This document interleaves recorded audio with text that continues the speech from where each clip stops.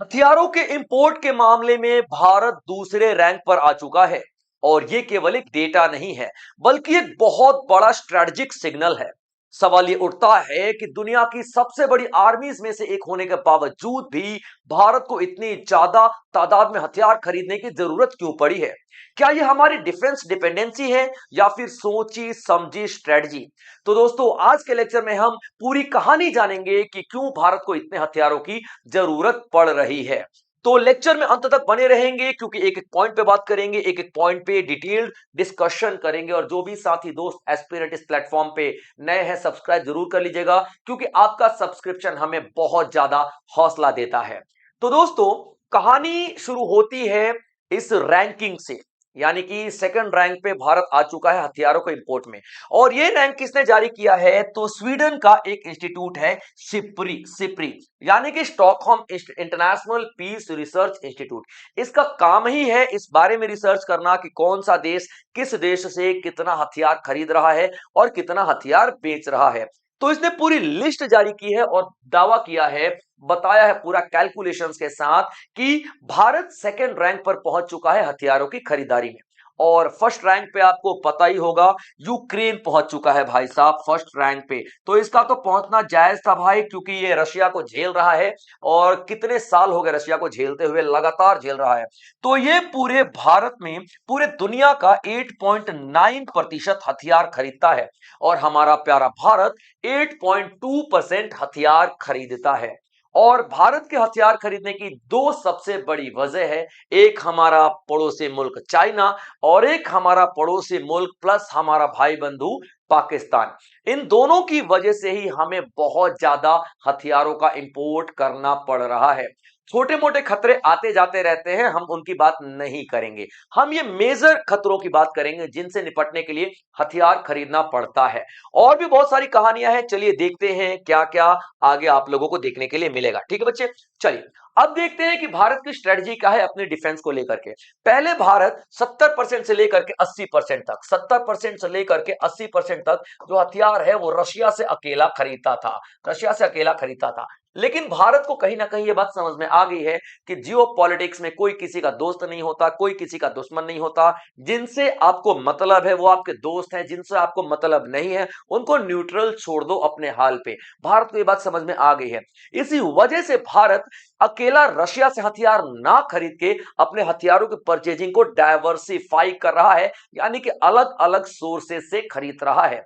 अब इसके पीछे ये कह सकते हैं कि अलग अलग टेक्नोलॉजी इससे भारत को मिलेगी, अलग अलग देशों के हथियार भारत को मिलेंगे और उन देशों के साथ स्ट्रेटेजिक रिलेशनशिप भी हमारा मेंटेन हो रहा है। तो आप यहां पे क्या देखोगे कि जो रशिया 70 से 80% भारत को हथियार देता था, आज वही रशिया 36% पे आ चुका है। और फ्रांस की बात कर लेते तो फ्रांस 33% पे आ चुका है। इसराइल भी हमें दे रहा है भाई साहब, तो 13% हमारा इसराइल से हम लोग खरीद रहे हैं। और बाकी जो बचे कुछ छोटे मोटे हम लोग इधर उधर से खरीद लेते हैं। तो आप देख रहे हो कि किस तरीके से भारत डाइवर्सिफिकेशन कर रहा है, यानी कि अलग अलग सोर्सेस से अब हथियार खरीदना शुरू कर चुका है। तो ये सप्लायर्स आप लोग देखोगे, मेजर सप्लायर्स में आप लोगों को यही दिखाई देने वाले हैं। क्लियर पॉइंट बच्चे? चलिए, तो अब एक एक करके और पॉइंट देख लेते हैं कि मेजर डिफेंस इंपोर्ट की बात करें तो देखो, रीजनल रीजनल सिक्योरिटी थ्रेट्स, यानी कि इंडिया और पाकिस्तान, इंडिया का दुश्मन पाकिस्तान और चाइना, यही आप लोगों को दिखाई देंगे रीजनल सिक्योरिटी थ्रेट में, जिनको डील करने के लिए हमें बहुत ज्यादा आर्म्ड खरीदने की जरूरत पड़ती थी। और लार्जेस्ट लार्जेस्ट जो हमारा सप्लायर था वो रशिया था, जिसको हम लोग धीरे धीरे करके उनसे सप्लाई कम करते जा रहे हैं। अब देख लेते हैं, थोड़ा सा शेयर हम लोग बात कर लेते हैं। Global share of imports of the major arms by the 10th largest importers, यानी कि अभी पिछले 2 सालों की बात कर लेते हैं तो सबसे ज्यादा इंपोर्ट किस देश ने किया है ये देखेंगे। ठीक है बच्चे, याद रखें सबसे ज्यादा तो यूक्रेन आपको दिखाई देगा 8 पॉइंट, ये देखिए 2024 का है, मैं बात कर रहा हूं 2025 की। ठीक है, तो 2025 में 8.9% आ चुका है यूक्रेन और इंडिया 8.2% आ चुका है, यानी सेकंड रैंक पे। उसके बाद आपको कतर दिखाई देगा, सऊदी अरेबिया दिखाई देगा, पाकिस्तान दिखाई देगा, जापान दिखाई देगा। पाकिस्तान भी भाई साहब कम नहीं है, ठीक है, 5% 3% के आसपास पाकिस्तान भी इंपोर्ट कर रहा है पूरी दुनिया का। कुवैत भी भाई 2.9% का कंट्रीब्यूशन दे रहा है इंपोर्ट में। भैया मैं क्यों पीछे रहूं, मैं भी हथियार खरीदूंगा, मेरे को भी हथियार खरीदने का है। ठीक है, यूनाइटेड स्टेट्स थोड़ा कम हथियार खरीदता है 3.1%, क्योंकि इसके पास भैया खुद ही इतनी ज्यादा टेक्नोलॉजी है कि अपना हथियार बना लेता है। तो ये पूरे शेयर में आपको याद रखने वाली बातें क्या है? याद रखने वाली बातें है, नंबर 1 पे कौन है? यूक्रेन 8.9%, भारत नंबर 2 पे है 8.2% के साथ। क्लियर है पॉइंट बच्चे? तीसरा याद रखना हो तो रख लेना कतर, चौथा याद रखना हो तो रख लेना, अदरवाइज नहीं भी याद रखोगे तो कोई बात नहीं। हमारा जो पड़ोसी मुल्क है पाकिस्तान, वो आपको 5वें रैंक पे दिखेगा। अब देख लेते हैं एक्सपोर्ट की बात कर लेते हैं। एक्सपोर्ट का मतलब कि कौन सा देश हथियार बेचता है सबसे ज्यादा। अभी तो हमने इंपोर्ट देख लिया था कि हाँ भैया कौन इंपोर्ट करता है, अब देख लेते हैं एक्सपोर्ट का। तो एक बड़ा सा शेयर दिखाई दे रहा है भाई साहब, बड़ा सा शेयर दिखाई दे रहा है। ठीक है, ये यूएसए है। पूरी दुनिया का 42% हथियार यही करता है भाई साहब एक्सपोर्ट। पूरी दुनिया का 42%, आप समझ सकते हो, यानी कि जितना भी हथियार बिकता है उसका 42% ये अकेला ही कर रहा है, पूरा अकेला ही संभाल लेता है। नियर अबाउट 50% भाई साहब, नियर अबाउट 50%। उसके बाद आप लोग देखोगे कि फ्रांस आपको दिखाई देगा 9.8% में, और उसके बाद आपको रशिया दिखाई देगा 6.8%, ये एक्सपोर्ट करता है। Germany 5.7%, China 5.6%, Italy 5.1%, Israel, United kingdom, UK, south Korea और अदर्स में, हम लोग अदर्स में आपको दिखाई देंगे क्योंकि हम लोग बहुत ही कम अभी एक्सपोर्ट करना शुरू किए हैं। अभी अभी तो एक्सपोर्ट करना शुरू किए हैं जब से हमने आत्मनिर्भर भारत का कैंपेनिंग चला है और भारत में निर्माण करना शुरू किया है, तब हम लोग अदर्स में आ जाते हैं। यानी कि अभी हम लोग बहुत ज्यादा एक्सपोर्ट नहीं कर रहे हैं, लेकिन हाँ एक्सपोर्ट कर रहे हैं। अगर हम लोग पिछले 2-3 सालों की बात कर ले तो हम एग्रेसिवली एक्सपोर्ट कर रहे हैं भाई साहब, बहुत ज्यादा एक्सपोर्ट कर रहे हैं, बहुत ज्यादा प्रोडक्शन कर रहे हैं भारत में। ठीक है बच्चे, चलिए अब देख लेते हैं कि रशिया से जो हमारा शिफ्ट है उसका ट्रेंड क्या रहा है। तो मैंने क्या बताया था, 70 से 80% रशिया से हम लोग क्या करते थे, इंपोर्ट करते थे। तो आप लोग देखोगे 11 से 15, 2011 से 15 के बीच में 70% के आसपास, फिर थोड़ा हमने कम किया 16 से 20, 2016 से 2020 तक 51% के आसपास, फिर 21 से 25 तक हम लोग 24%, 40% के आसपास पे आए हैं, फिर धीरे धीरे और कम कम करके हम लोग पहुंच चुके हैं 36% के आसपास। ठीक है बच्चे, याद रखोगे। तो रशिया के साथ धीरे धीरे हम लोग कम करते जा रहे हैं अपना आर्म्स डील, और बाकी देशों के साथ धीरे धीरे हम लोग बढ़ाते जा रहे हैं। डेफिनेटली डाइवर्सिफाई करना पड़ेगा, डाइवर्सिफाई नहीं करोगे तो एक ही सोर्स पे कल को रशिया पे सब कुछ सैंक्शन लगा दे तो क्या ही कर लोगे आप, है ना। भारत की तो डिफेंस गया ना, यहाँ पे आपको फूक फूक के कदम रखना पड़ेगा, क्योंकि जियो पॉलिटिक्स में भाई आजकल जो चल रहा है ना, you can never trust any other country. भाई जो रशिया हमें सपोर्ट कर रहा है वो चाइना को भी तो सपोर्ट कर रहा है, हम ये भी तो मान के चल रहे हैं, ये भी तो हम देख के चल रहे हैं ना। चलिए तो मेजर डिफेंस डील की बात कर लेते हैं। तो देखिए फ्रांस, फ्रांस के साथ हम क्या क्या डील कर रहे हैं फ्रांस के साथ। ठीक है, ये तो बच्चे देखो जो 26 जो राफेल अभी हम लोगों ने मंगाए थे 2025 में, ठीक है, इसके पहले हम लोगों ने 36 राफेल मंगाए थे 2016 में, फिर ये 26 राफेल हम लोगों ने मंगाए, और अभी अभी अभी रीसेंट, ठीक है, इमानुएल मैक्रोन जब हमारा आए थे तो उनके साथ डील हुई थी, पता कितनी, 114 राफेल की हम लोगों ने डील किया है फ्रांस के साथ अभी। ठीक है, अभी 10-12 दिन पहले के बता रहा हूं। इसमें से आप देखोगे 96 जो है कि भारत में बनाए जाएंगे, और 18 जो होंगे भाई वो फ्रांस में बनाए जाएंगे। ठीक है बच्चे, तो अभी टोटल 176 राफेल हमारे पास हो जाएंगे। 2030 आते आते कितने हो जाएंगे, तो 176 राफेल हमारे पास हो जाएंगे। ठीक है बच्चे। अच्छा एक और बात मैं आपको बता दूं, इतने राफेल खुद खुद फ्रांस के पास नहीं है जितने राफेल हमारे पास हो जाएंगे। नो डाउट हमें जरूरत है, फ्रांस को में भी ना जरूरत हो भाई साहब। चलिए कोई बात नहीं। उसके बाद आप लोग यहाँ पे देखोगे कि यूनाइटेड स्टेट्स की बात कर लेते हैं। यूएसए से भी हम बहुत ज्यादा खरीदने लग रहे हैं आज की डेट में। तो यूनाइटेड स्टेट्स से हम लोग air to air refuelling training aircraft खरीद रहे हैं, जिसको हम KC-135 कहते हैं। यानी कि ये वो एयरक्राफ्ट है जो कि हवा में ही एक दूसरे को फ्यूल एक्सचेंज कर सकते हैं, फ्यूल भरने के काम आते हैं। इससे क्या होगा, जब दुश्मन की एरिया में हमारा जेट जाएगा तो वहां पे हमें वापस आने की जरूरत नहीं है फ्यूल भरने के लिए, उधर ही हम लोग वार करते हुए, लड़ाई करते करते फ्यूलिंग कर सकते हैं। ये हम लोग यूनाइटेड स्टेट से खरीद रहे हैं। और रशिया के साथ देख लो भाई साहब, तो स्थिल सरफेस, मैंने कुछ दिन पहले ही सेशन लिया था इसके ऊपर पूरा। तो रशिया के साथ आप लोग क्या देख रहे हो, स्थिल सरफेस टू एयर मिसाइल, यानी कि आप देखोगे एक स्थिल मिसाइल है जो कि नीचे बैठे बैठे धौड़ धौड़ धौड़ धौड़ ऐसे उड़ा देगा भाई साहब, दूर दूर तक जाकर उड़ा देगा। तो स्थिल सरफेस टू एयर मिसाइल हम लोग रशिया से खरीदने में लगे हुए हैं। ठीक है बच्चे, चलिए अब देख लेते हैं कुछ और इंपॉर्टेंट डिटेल्स। देखिए राफेल फाइटर एयरक्राफ्ट की बात कर लेते हैं, कौन कौन से प्रोग्राम हम लोगों ने चलाए हैं अपने डिफेंस को मजबूत करने के लिए। तो राफेल फाइटर एयरक्राफ्ट की बात कर लेते हैं, ठीक है, जो हमने फ्रांस से लिया है। फ्रांस से एक और चीज हम लोगों ने लिया है, पनडुब्बी। पनडुब्बी जो कि हमारी नेवी को बहुत ज्यादा मजबूत बनाती है, जिसको बोलते हैं हम क्या, स्कॉर्पिन, स्कॉर्पिन सबमरीन। और इसके लिए एक प्रोजेक्ट चलाया गया था, प्रोजेक्ट का नाम याद रख लेना, प्रोजेक्ट 75 कलावरी, ठीक है बच्चों, प्रोजेक्ट 75 कलवरी। और इसी प्रोजेक्ट के तहत हम लोगों ने स्कॉर्पिन सबमरीन खरीदा है, किससे, फ्रांस से। उसके बाद आप लोग देखोगे कि एक हेलीकॉप्टर दोनों मिलकर के बना रहे हैं, भारत और फ्रांस, भारत और फ्रांस, ठीक है बच्चों, भारत और फ्रांस एक हेलीकॉप्टर मिलकर के बना रहे हैं, जिसको हम लोग क्या बोलते हैं, IMRH। IMRH इसका मतलब क्या होता है, Indian multi role helicopter, Bharat में ही बनाया जाएगा, लेकिन फ्रांस हमारी मदद कर रहा है। तो इंडियन मल्टी रोल हेलीकॉप्टर की हम यहां पे बात कर रहे हैं। क्लियर पॉइंट बच्चे। अब एक और बहुत जबरदस्त मिसाइल हैमर, जबरदस्त मिसाइल हैमर यहां पर हम लोग बना रहे हैं। हैमर, हैमर का फुल फॉर्म क्या होता है बच्चों, याद रखना, हाईली एजाइल, हाईली एजाइल, ठीक है बच्चे, हाईली एजाइल, एक एक चीज याद रखना, हाईली एजाइल का मतलब बहुत ही ज्यादा फ्लेक्सिबल है, कहीं से भी मुड़ जाएगा, कुछ भी करके कहीं पर भी पहुंच जाएगा, ठीक है। Highly agile, HAM, highly agile. और मॉड्यूलर, एम का मतलब क्या होते हैं, मॉड्यूलर, मॉड्यूलर का मतलब छोटे छोटे पार्ट्स में बचा हुआ है, छोटे छोटे पार्ट्स में खोल लो, बैग में डालो, कहीं पर भी लेके जाओ, कस दो, मॉड्यूलर। म्यूनिशन, डबल M, दूसरे M का मतलब क्या होता है, म्यूनिशन, म्यूनिशन का मतलब क्या होता है, इसमें खूब सारा हथियार आप लोग रख सकते हो, ठीक है। और एक्सटेंडेड रेंज का मतलब ये दूर तक मारेगा, ठीक है, एक्सटेंडेड रेंज, ठीक है बच्चों, एक्सटेंडेड रेंज आप लोग देखोगे, तो ये तमाम आप लोग डिफेंस देखोगे, एग्रीमेंट देखोगे जो कि हम लोगों ने फ्रांस के साथ किया है, ठीक है बच्चे। राफेल खरीदा है, स्कॉर्पियन सबमरीन हम लोगों ने खरीदा है, हम इंडियन मल्टी रोल हेलीकॉप्टर बना रहे हैं फ्रांस के साथ मिलकर के। उसके बाद हम लोग देखो हैमर बना रहे हैं, हैमर का फुल फॉर्म मैं आपको बता चुका हूं, highly agile modular munition extended range. ये मिसाइल है जो कि बहुत ज्यादा फ्लेक्सिबल है और किसी भी एरिया में जाकर के वार करके आ सकती है, ठीक है बच्चे। चलिए अब हम लोग देख लेते हैं कि भारत दूसरे देशों के साथ जो डील कर रहा है वो अलग है, भारत खुद के लिए क्या क्या कर रहा है।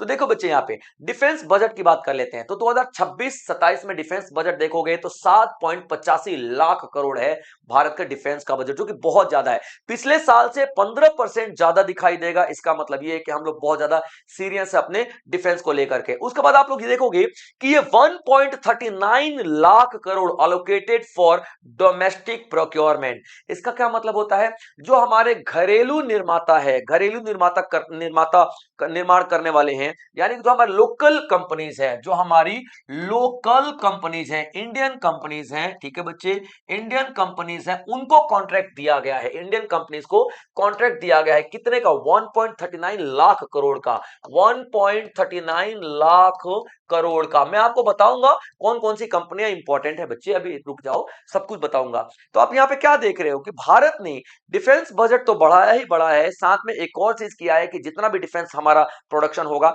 उसका मैक्सिमम सामान हम लोग भारत में ही बनाएंगे, मैक्सिमम सामान।